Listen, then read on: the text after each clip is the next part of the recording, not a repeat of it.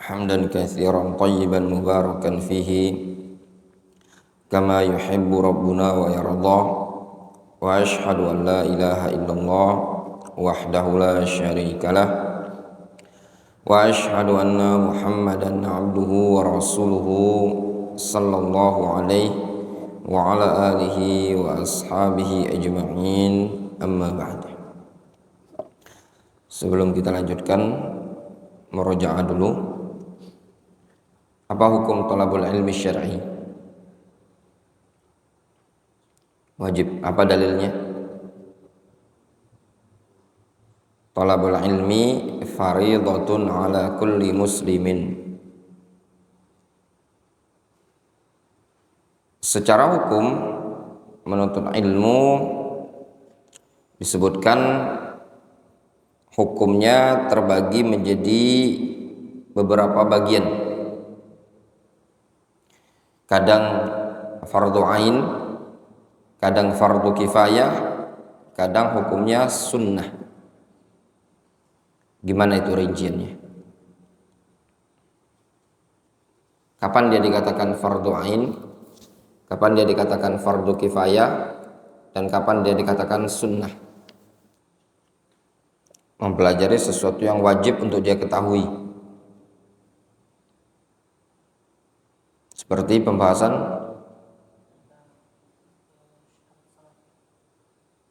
syarat sahnya sholat. Yang kedua,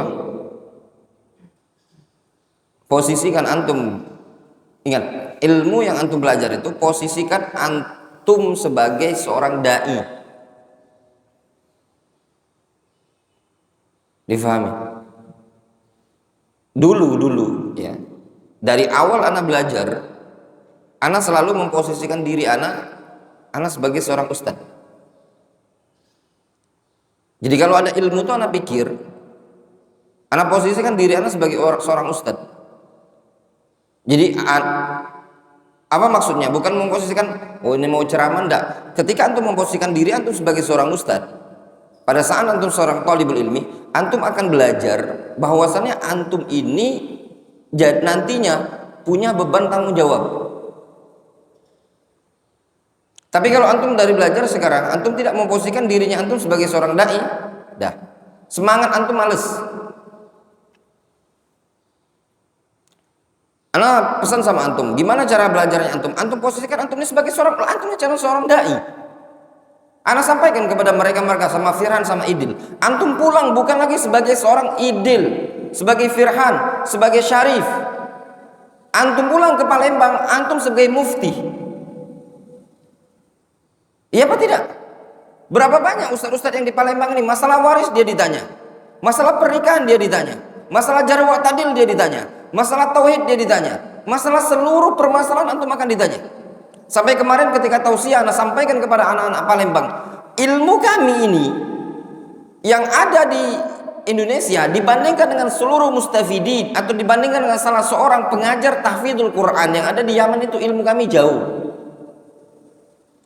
Tapi ketika kami pulang ke Indonesia, dan antum-antum ketika pulang ke Indonesia, nah sampaikan di hadapan mereka, posisinya antum bukan sebagai ustadz saja, tapi sebagai mufti. Iya apa tidak? Iya apa tidak? Pojok sana, masalah waris akan telepon antum, akan tanya. Antum lihat ustadz di Palembang, bagaikan imam mazhab, bagaikan mufti, bagaikan seluruhnya ada pada dia. Iya apa tidak? Hah? Benar apa enggak apa yang anak omong? Nanti akan ada yang tanya tentang tauhid. Beda dengan di Saudi Arabia.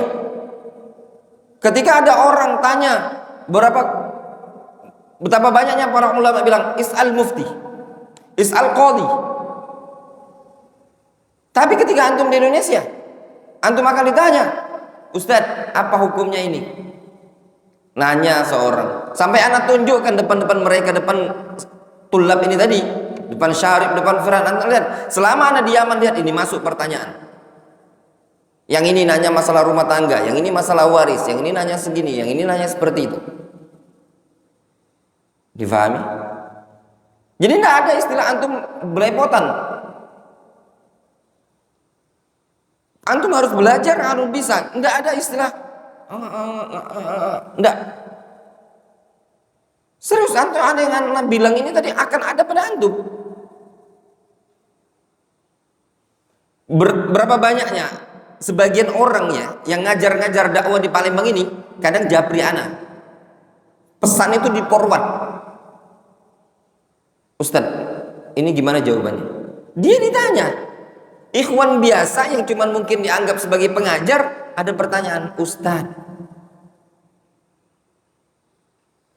Difahami? Jadi tidak ada istilah antum jawab pertanyaan itu tadi yang nggak ada. Posisi kan antum nanti akan menjadi seorang dai. Antum akan datang pertanyaan-pertanyaan antum. Enggak Ustadz, ana belajar ini. Itu memang siapa kita ini? Kalau ada ulama mana ada kita itu. Tapi posisinya ketika antum belajar mau nggak mau otomatis. Karena minimnya orang yang berilmu di Indonesia ini tadi antum yang ditokohkan. Antum yang dianggap mufti. Antum yang dianggap berilmu. Ana sampaikan pada tausiah di malam hari kepada mereka-mereka yang belajar di Yaman yang dari Palembang ini tadi ana sampaikan, antum posisi saat ini mungkin antum tidak ada apa-apa. Tapi ketika antum pulang, bukan lagi antum sebagai ustadz, namun antum akan sebagai mufti. Iya betul tidak? Bahkan antum akan sebagai imam jarh wa ta'dil. Antum jadi ustadz, lihat pertanyaan-pertanyaan, Ustadz Fulan direkomendasi apakah tidak? Yang antum tadi takhususnya fikih, ya benar dokter fikih? Iya apa tidak? Ada yang ustadz yang cuman kajian-kajiannya akhlak, adab, walau pernah belajar dhabit jarh wa ta'dil. Itu pun ditanya. Bab jarh wa ta'dil, bayangkanlah. Ya toh? Seperti itu gambarannya. Nah, kalau antum tahu posisi antum akan menjadi seorang yang seperti itu, kira-kira antum belajarnya masih leye-leye ngambang, enggak seperti itu. Ilmunya harus antum berdobet. Difahami? Jadi antum belajar, ingat ana sekali lagi bilang sama antum, ya ikhwah, ya tulabul ilm. Faza, Muhammad, Irsyad, Ibnu, mana yang satunya lagi? Sakit. Kawan antum yang dari Medan. Sakit ya. Nah, semuanya antum sekarang belajar itu bukan lagi sebagai santri. Keluar antum dari sini, pulang kampung, dah lulus antum akan sudah langsung mendapatkan gelar ustadz. Enggak ustadz, anak ya akhi, kalau bisa kita ini mana ada orang yang mau seperti ana ini tadi. Ilmu yang cetek, bukan orang yang hafizul Quran, bukan orang yang hufazul hadis. Ya. Tapi karena kita berada di suatu lingkungan yang seperti ini tadi, mau ndak mau yang lingkungan yang mendorong kita. Difahami? Nah, sekarang antum belajar itu mau tak mau nanti lingkungan yang mendorong antum. Nggak usah jauh-jauh lah, anak katakan kepada antum semua.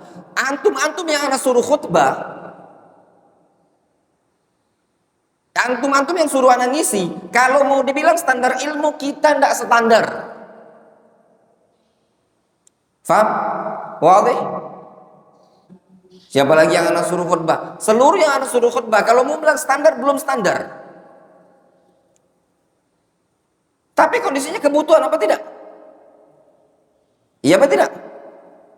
Hatta yang ngajar-ngajar di sekolah-sekolah salafi, kalau mau bilang standar ilmu belum standar. Iya apa tidak? Iya benar dokter Vicky. Betapa banyak yang ngajar-ngajar di sekolah salafi yang katanya sekolah-sekolah sunnah tidak bisa baca kitab. Iya benar? Tidak paham ilmu hadis, tidak paham ilmu usul fikih. Iya apa tidak? Bab tauhid saja belum paham apa itu akidah Ahlus Sunnah wal Jamaah. Iya apa tidak? Masa iya Ustaz? Nggak percaya, bukti, tes. Ya tuh, tes. Nah, cuman dikarenakan kebutuhan. Yang ini ngampu SD Islam, yang ini ngajar SMP Islam, yang ini ngajar gini, yang ini ngajar gini, yang ini khutbah. Iya apa tidak? Mereka itu Pak sebelum berangkat ke Yaman belum layak ngajar. Jangan antum standarkan dengan sekolah-sekolah lain. Anak katakan, wallah ya ikhwan, kita ini berada di zaman yang betul-betul yang dulu Nabi SAW peringatkan, fasu'ilu fa'aftau bi ghairi ilmin fadallu wa adallu. Hadis ini sebenarnya bukan tertuju kepada mereka-mereka yang di luar sana, tapi tertuju pada kita salafiyin yang kita ini tidak punya ilmu dan kita berdakwah, kita berfatwa. Iya apa tidak? Jangan antum pikir ketika melewati hadis bahwasanya nanti akan ada di akhir zaman Ruwaibidah, antum pikir selalu mikirnya Ruwaibidah itu apa? Wah, Ruwaibidah tuh NU, Ruwaibidah tuh Muhammadiyah, Ruwaibidah tuh ISIS, Ruwaibidah. Antum sadar nggak Salafi itu Ruwaibidah juga, oknum-oknumnya? Sadar apa tidak? Antum nggak nyadar? Betapa banyak orang yang diustadkan, disodorkan kitab bahasa Arab ini nggak bisa baca. Ruwaibidah apa bukan? Kita tuh kadang mikir Ruwaibidah tuh, oh ini Kiai NU, Ruwaibidah Kiai Muhammadiyah, Ruwaibidah tuh ini. Kita yang Salafi nggak nyadar kalau kita Ruwaibidah juga. Jelas ya ikhwan? Ini poin penting. Makanya orang semakin berilmu, bukan dia semakin luas ilmu pengalamannya, bukan dia semakin petatang peteteng. Dia semakin sadar diri. Ya ikhwan, antum keluar dari kota Palembang. Ini anak nasihatkan kepada ikhwan-ikhwan yang sudah ilmunya petatang peteteng, pecah Ibnu Taimiyah, pecah Imam Ahmad. Keluar antum kota Palembang. Antum keluar kota Palembang, antum berada di negara asing yang antum ketemu orang, antum sadar, oh ternyata saya itu bahasa Arabnya saja belepotan, udah susah ngomong. Itu baru bahasa Arab. Ya enggak? Ternyata anak belum apa-apa, anak kira udah hebat, anak bisa ngajar dulu suluh jadi satu. Belajar muyasar ini tadi ya. Itu baru bahasa Arab. Duduk di majelis para ulama, para masyayikh, ya, duduk di majelis masyayikh, antum umrah tunah, duduk di majelis masyayikh. Ternyata apa yang dibilang syekh ini ada yang aku tidak paham. Antum akan tahu kadar kemampuan antum. Oh ternyata anak selama ini tadi adalah Ruwaibidah. Apa Ruwaibidah? Ar-rajul at-tafi yatakallam fi amril 'amah. Orang yang bodoh yang bicara urusan besar, urusan umat. Ini nasihat untuk antum semua. Ada keseriusan belajar, ada keseriusan dalam menangkap ilmu. Penting ya ikhwan, penting. Gak usah jauh-jauh. Kita kalau di sini luar biasa ngomong, masya Allah, pinter kali. Anak rihla selama 14 hari di negeri Yaman itu tahu anak kadar diri bodohnya anak. Gak usah jauh-jauh, pembahasan bahasa Arab lah. Ngomong bahasa Arab.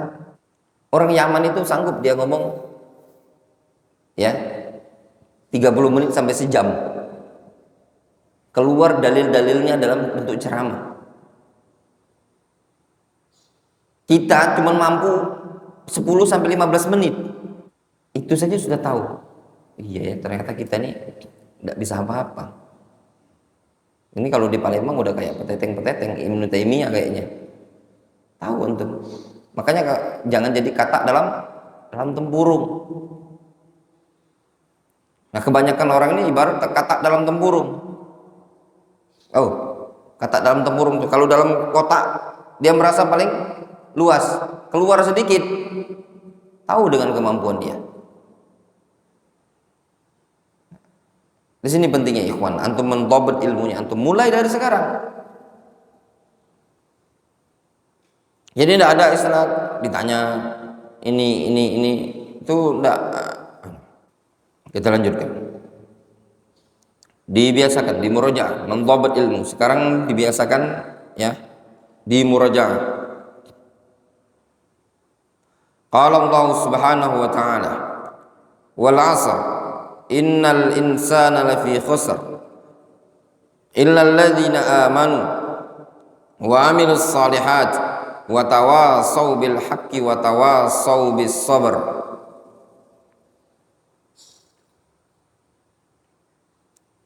Pada ayat ini ya ikhwan, antum lihat Allah Subhanahu wa taala menyatakan wal 'asr. Wal 'asri, al 'asr, ada yang menyatakan maknanya waktu asar, ada yang menyatakan al 'asr maknanya ad-dahr. Ad-dahr itu masa. Di sini Allah Subhanahu wa taala bersumpah dengan masa, menunjukkan apa? Pentingnya waktu tersebut. Waktu itu berjalan dengan cepat. Ya. Nabi sallallahu alaihi wasallam mengatakan, ni'matani maghbunun fihima katsirun minan nas, as-sihhatu wal faragh. Dua nikmat yang umat manusia sering tertipu, terlalaikan. Apa itu? Nikmat sehat dan waktu luang. Ya ikhwan, waktu itu berjalan dengan cepat. 2014 anak meninggalkan dari negeri Yaman. Ini sekarang 2024 Desember. Kemarin itu, sekarang 2025. Ya. Kemarin itu 10 tahun. Ketika anak menginjakkan kaki di Fuse, tanpa terasa, sebagian anak-anak syekh itu sudah besar. Muhammad anaknya Syekh Abdurrahman Al-Adani rahimahullah ta'ala dulu masih kecil. Diajak sama syekh, dituntun, diajak ke masjid. Ketika anak lihat berlalu 10 tahun, beliau sudah umur 17-18 tahunan. Waktu berjalan begitu cepat. Demikianlah ya. Kalau kita tidak bisa memanfaatkan waktu ini, waktu berjalan begitu cepat. Setelah kehidupan ada kematian. Setelah anak kecil dia akan menuju dewasa. Dari dewasa terus masa berikutnya berjalan dengan cepat. Singkat waktu itu tadi. Kalau tidak antum manfaatkan, akan berjalan begitu saja. Antum di markis, di pondok pesantren, itu waktu berjalan begitu saja. Jangan antum pandang ke depan, tapi pandang waktu yang telah berlalu. Ana ambil contoh misalkan sekarang. Antum yang masuk pondok pesantren di sini, sudah berlalu berapa lama? Apa yang antum telah dapat? Nggak usah, ini contoh misalkan Abu Zainu. Antum sudah sejak kapan ada di Darul Hadis? Apa ilmu yang telah antum dapat? Udah bisa antum baca kitab? Udah bisa antum ilmu ini, ilmu itu? Itulah waktu berjalan begitu saja. Sebagian orang Arab mereka mengatakan apa? Al-ilmu kas-sayf, illam taqta'uhu yaqta'uka. Atau al-waqtu kas-sayf, al-waqtu kas-sayf. Waktu itu bagaikan pedang. Kalau enggak patahkan, engkau patahkan waktu tadi, waktu akan membunuh engkau. Waktu berlalu begitu saja. Anda tanya sama Nasihin kemarin, berapa umur antum waktu Nasihin ke Palembang? Dia bilang umur anak waktu itu 20 tahun Ustaz. Sekarang berapa umur antum? 24 tahun. Berlalu 4 tahun. Tanpa disadari. Anda tanya sama Firhan, Idul dan yang lain, berapa umur antum sekarang? 27 Ustaz. Tanpa disadari ikhwan, waktu itu berlalu. Makanya Allah Subhanahu wa taala banyak dalam Al-Qur'an bersumpah yang berkaitan dengan waktu. Wal fajr, wad duha, wal laili, wasyams, wal asri. Itu menunjukkan seluruh waktu-waktu ini tadi punya peran penting dalam kehidupan kita. Antum harus punya target dalam kehidupan ini tadi. Apa yang bisa antum lakukan di hari-hari kemudian? Apa targetnya antum dalam kehidupan? Orang dalam urusan dunia punya target. Sebagian orang itu dalam urusan dunia dia punya target. Umur sekian aku harus bisa, nih orang kuliahan, selesai kuliah umur berapa? 23 tahun. Umur 25 saya sudah dapat pekerjaan tetap. Itu targetnya apa enggak? Hah? Umur 27 sudah nikah, ya apa tidak? Umur 30 udah dapat rumah. 36 udah bisa beli mobil. Umur 40 udah punya asetnya begini-begini. Itu urusan dunia. Lah antum berjalan waktu. tinggal di pondok pesantren. Ana ndak bahas orang-orang yang mungkin kajian cuma di luar, seminggu sekali, seminggu 2 kali. Tapi bagi santri, berapa lama antum di pondok pesantren? 3 tahun. Bisa ndak baca kitab? Ndak bisa. Terus ngapain antum? Berapa lama antum tinggal dekat pondok pesantren? Antum ndak bisa apa-apa, diserangkan di situ ada ilmu. Berarti permasalahannya antum sendiri yang ndak bisa memanfaatkan waktu. Ini bukan permasalahan ya ikhwan. Hidup ini tadi bukan permasalahan pada orang lain, tapi permasalahannya ada pada kita. Belajar itu bukan pada orang lain, tapi ada pada kita. Sama juga. Antum mau dimanapun berada, mau di Saudi Arabia, mau di Madinah, mau di Mekah, mau dimanapun, ingat ilmu itu tidak bisa dikasih oleh orang lain dituangkan seperti air. Ilmu itu akan didapat apa?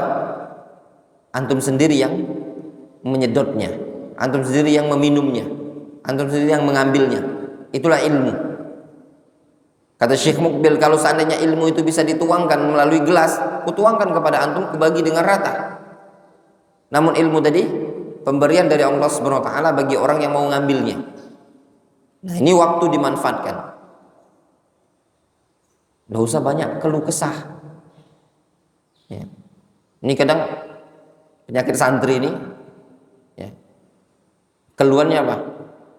Aduh, ini tidak ada pelajarannya. Ustadz sering safar segala macam. Dikasih pelajaran juga masih tidak murojaah. Ya enggak? Ini ketika anak safar sebulan, apa yang kegiatan antum? Adakah antum murojaah? Adakah antum buka maktabah, baca, menghafal? Jangan lebay ya. Apalagi kalau sampai ngarep-ngarep Ustadz jadi paku bumi lah segala macam. Bukannya masih banyak planning, ya, masih banyak planning yang dakwah ini diprogramkan. Tapi nanti lihat sebagai komitmen anak sama antum, ya, anak tidak banyak ngomong. Anak mau safar Ramadan, anak mau safar ini kemarin safar. Apa sebagai buktinya? Anak taruh ustadz ya di sini untuk belajar. Tinggal yang lain. Ini Ramadan, anak mau safar di 10 terakhir Ramadan. Komitmen anak sama Darul Hadis, ya ikhwan, sudah anak belikan tiket tuh. Firhan, Idil sama Syekh Abdullah itu. Di hadapan mereka bertiga langsung, ini tiket deal. Untuk antum naik pesawat, anak carikan pesawat yang istimewa, nggak pesawat kaleng-kaleng. Pulang antum ke Palembang, antum dakwah, gantikan jadwal-jadwal anak di Palembang. Tinggal orangnya mana? Ramadan, anak pandang Ramadan tahun kemarin 2024 ini Darul Hadis kurang berkembang. Anak carikan imam untuk bantu ngajar dakwah di Palembang ini tadi.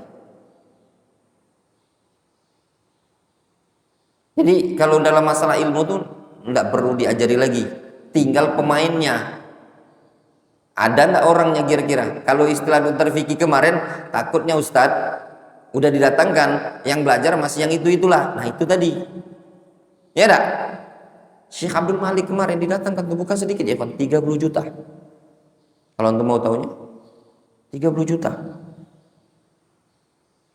Nah, ini belum nyampe Palembang, udah 16 juta 800. Nah, udah belum nyampe Palembang, baru tiket Jakarta, udah 16 juta 800.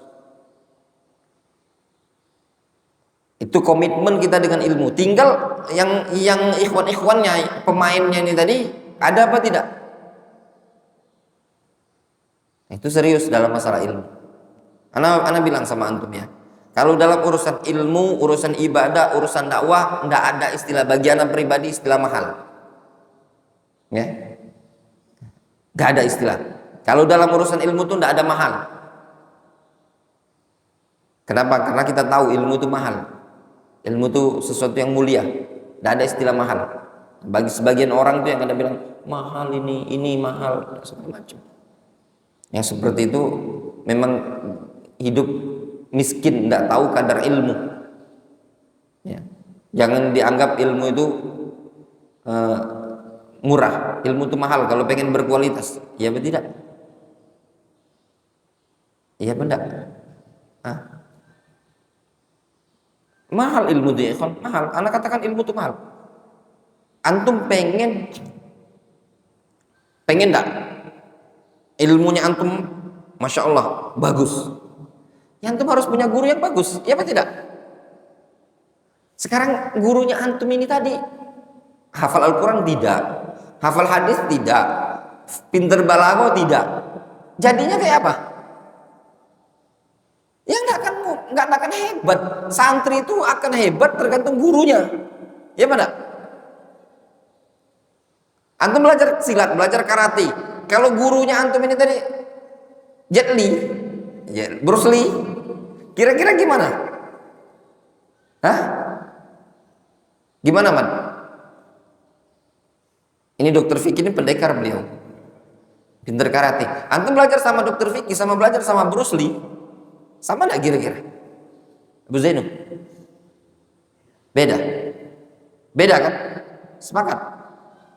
Antum pengen punya anak berilmu, antum pengen punya anak sekarang gini, anak kasih gambaran. Kira-kira kayak kami ustadz-ustadz di Indonesia nih, secara logika, kalau didik santri, kira-kira muncul enggak santri tadi kayak Syekh Ibnu Utsaimin? Itu terfikir. Kayaknya susah ya, susah. Tapi kalau sekelasnya ulama-ulama yang ada di luar negeri tadi, memungkinkan enggak? Bu Zainul? Hah? Memungkinkan? Nah disitulah, tuh mikir ke sana. Itu juga yang buat anak selalu memotivasi kawan-kawan tuh belajarnya ke depan ulama. Belajar di depan ulama. Kenapa? Ketika antum belajar depan orang yang berilmu, akan muncul orang yang berilmu pula. Difahami? Tapi kalau antum belajar depan kita-kita ini tadi, yang kita ini bukan ulama. Ya. Gini aja ya. Antum punya guru, bukan ahli qiraah. Tahu-tahu antum muncul pinter qiraah. Orang akan mikir, kok aneh ya? Dari mana dapat ilmunya? Iya pada? Hah? Ya pada Muhammad? Antum hafal Al-Quran? Enggak. Antum punya sanad Al-Quran? Antum ngajar tahfidz. Tahu-tahu muridnya antum, dia enggak punya guru lain kecuali antum. Tahu-tahu punya sanad Al-Quran. Bisa enggak kira-kira?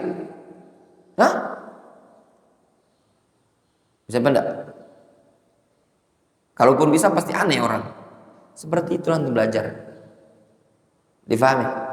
Tapi ikhwan kawan enggak mikir. Kalau belajar pondok pesantren tuh enggak apa-apa lah. Ustadz ini tadi. Ustadz, kelasnya antum apa Ustadz? Ada Ustadz pondok pesantren, ilmunya cetek, kelas muyasar. Enggak kan mungkin ini santri munculnya jadi kelas alfiyah. Faham antum?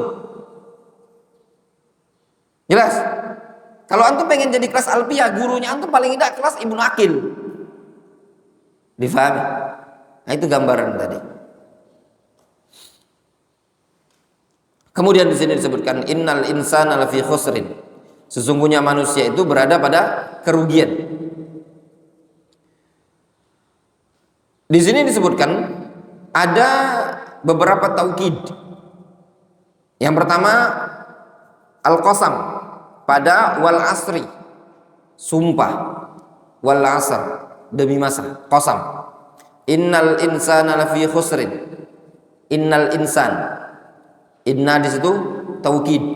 Itu taukid yang kedua. Lafi khusrin. Lam yang masuk kepada khobar. Ya. Lafi khusrin memberikan faedah taukid.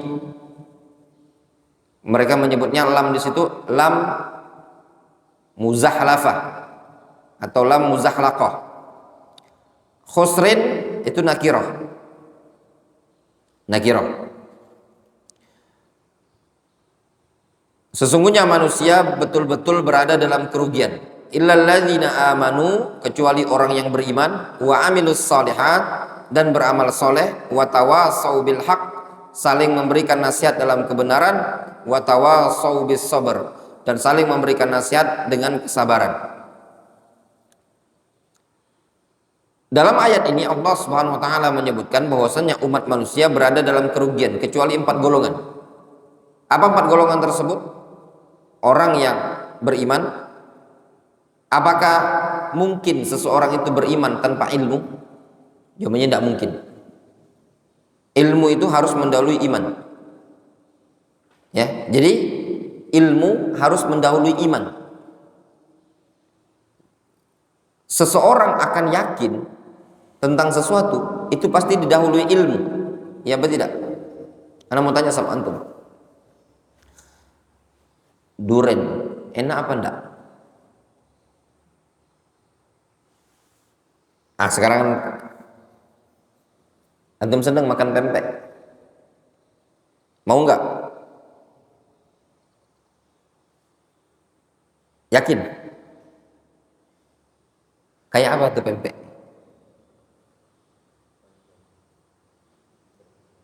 Macam-macam.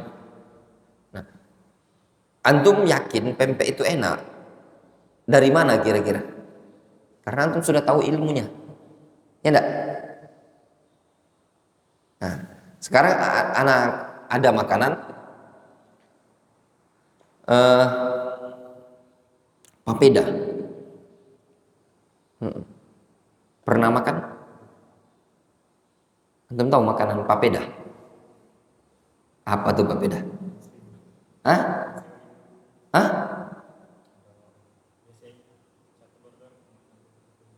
Telur gulung. Pak Zain, antum tahu papeda? Pernah makan? Enak? Enak? Karena antum ada ilmunya. Itu pandangan dia. Enaknya relatif ya. Relatif masing-masing orang. Ada yang bilang enak. Antum tahu papeda? Enggak tahu. Antum yang enggak tahu ilmu tadi, kan ketika ditawari, mau enggak antum? Ini ada pilihan.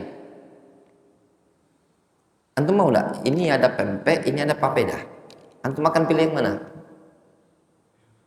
Pempek kan? Karena antum yakin. Ya toh? Antum yakin pempek enak karena antum punya ilmunya. Sekarang papeda, kenapa antum enggak pilih? Karena antum enggak punya ilmunya. Nah, sepertilah iman itu akan yakin, akan kuat kalau antum punya ilmunya. Faham? Reza, antum mau nikah kemarin? Ya. Jauh-jauh ke Linggau. Karena antum sudah tahu itu akhwat. Ya enggak? Untuk dapat kriteria kan? Akhwat itu begini, begini, begini, begini. Ya apa enggak? Sehingga antum ingin lamar.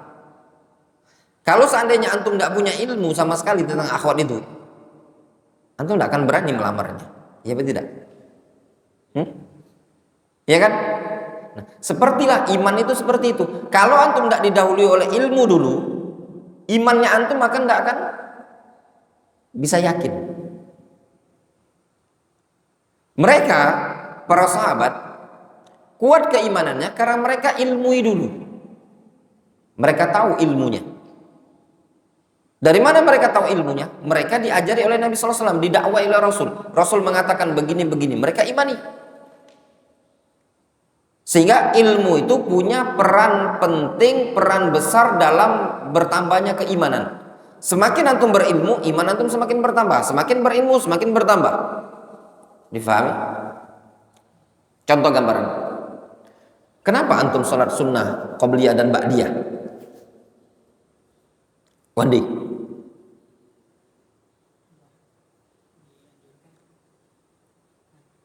Karena dianjurkan Nabi.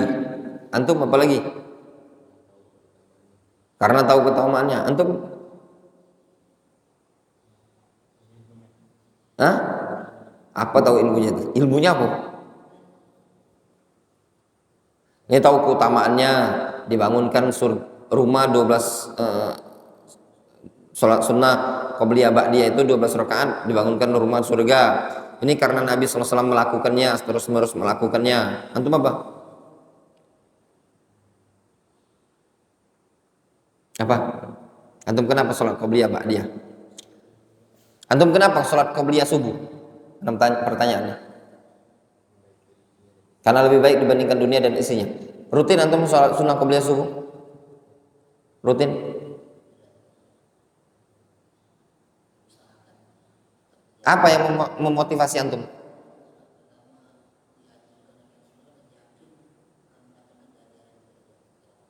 Itulah ilmu. Sehingga ilmu tadi punya peran penting dalam ibadah. Yang buat antum males itu tadi karena antum nggak tahu ilmunya, iya apa enggak? Jadi kalau antum pengen semangat ibadah, semangat imannya antum harus berilmu, harus belajar. Makanya disebutkan di ayat ini tadi, innal insana lafi khusrin illal ladzina amanu, kecuali orang yang beriman. Karena iman tidak akan bisa terbentuk kalau tanpa ilmu terlebih dahulu. Wadih? Antum ada orang kerja di Papua, di PT namanya Freeport sebagai manajer. Kenapa dia jauh-jauh kerja di sana?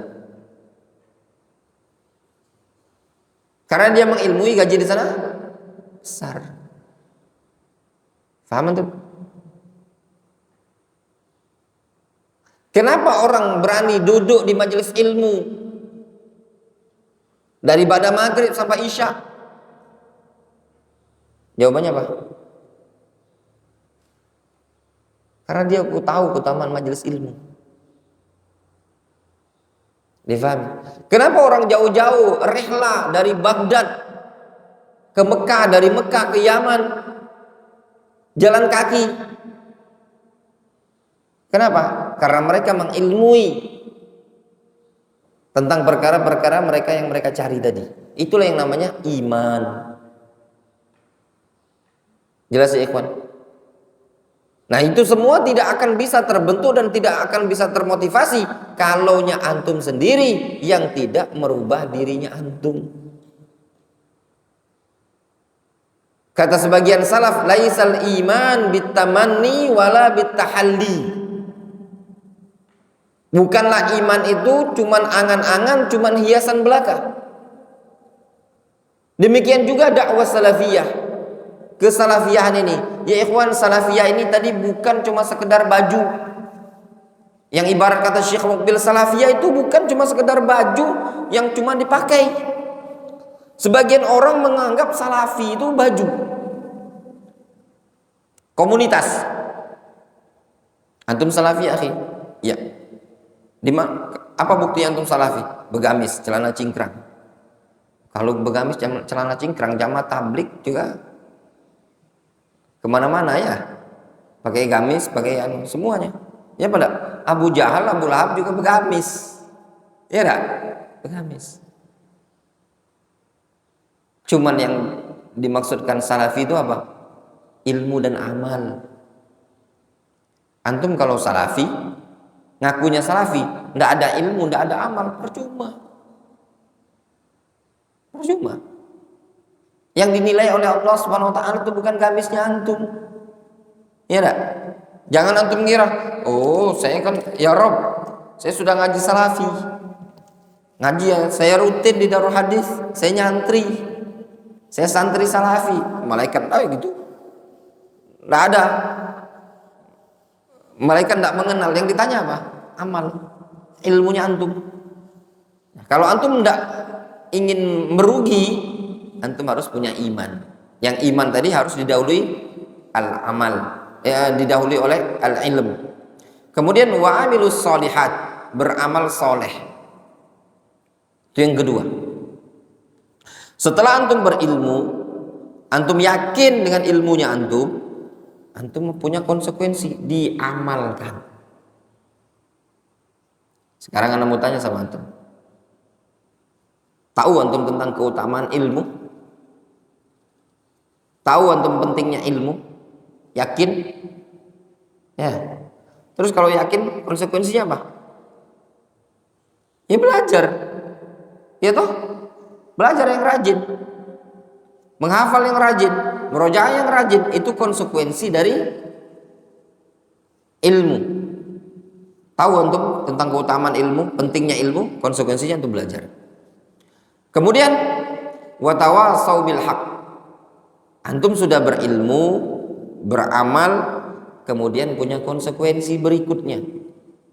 Antum hendaknya saling menasihati di atas kebenaran.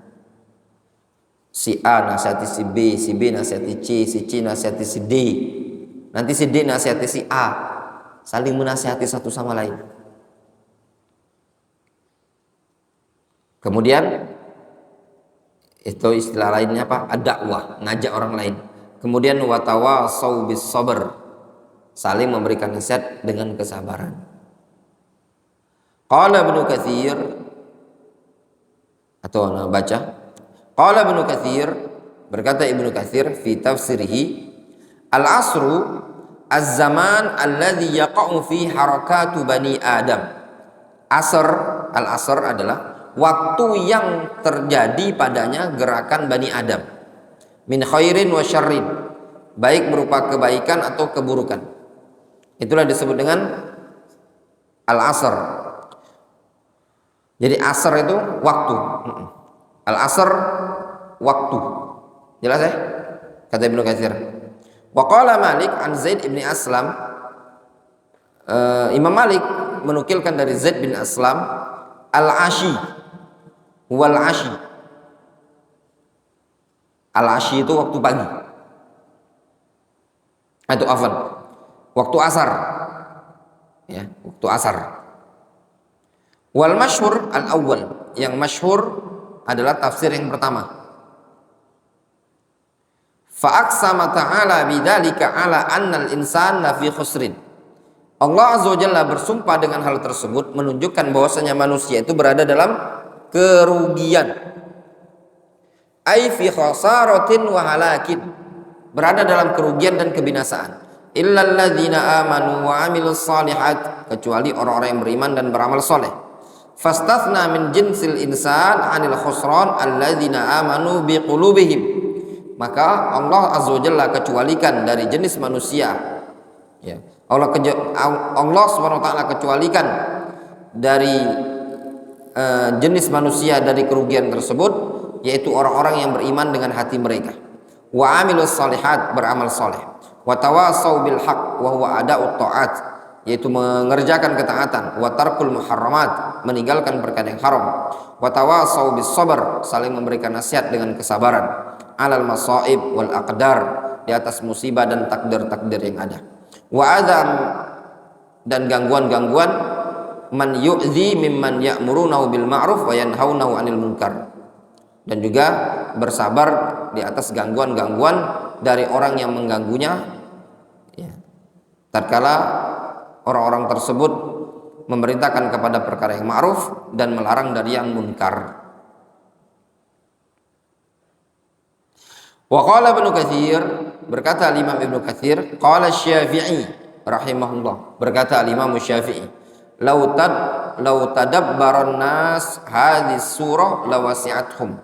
Kata Imam Syafi'i, kalau seandainya umat manusia mentadabburi surat ini, niscaya surat ini sudah membuat mereka cukup. Ya. Maksudnya apa? Kalau seseorang memperhatikan surat ini, wal asri innal insana lafi khusrin, diperhatikan dengan baik, dicermati dengan baik, ini surat sudah cukup dalam memberikan nasihat, memberikan motivasi.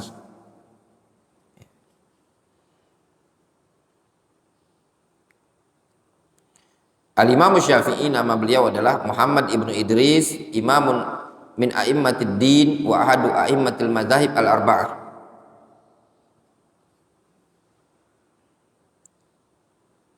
Wa qala al-Bukhari rahimahullahu ta'ala, berkata al-Imam al-Bukhari,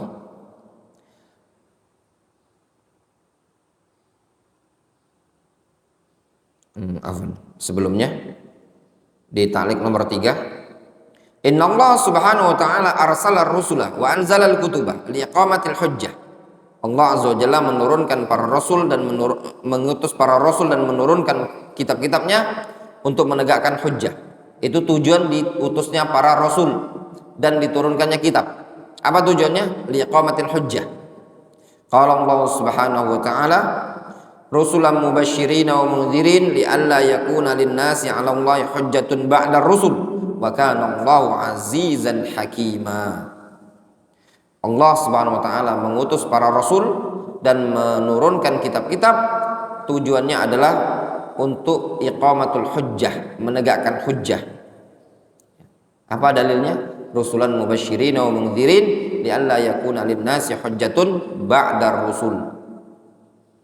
Supaya umat manusia tidak ada hujjah lagi setelah diutusnya para rasul.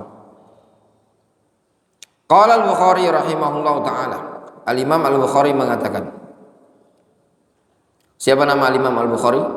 Muhammad ibnu Ismail ibnu Ibrahim ibnu Mughirah Al-Bukhari Al-Hafidh Sahibus Sahih.